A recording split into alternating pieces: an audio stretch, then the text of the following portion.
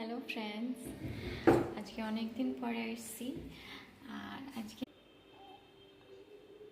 আজকে আমি এটা করছি আমার মেয়ের জন্য। এই তো এটা প্রোটিন রেডি করছি মেয়ের জন্য। মেয়ে ছোটো তো, সব জিনিস একটু খেতে চায় না, অ্যাভয়েড করে।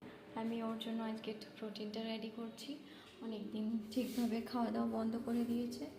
আমার তো শরীর খারাপ ছিলই, সেই সঙ্গে সঙ্গে ওরও খাওয়া দাওয়াটা কমে গেছে।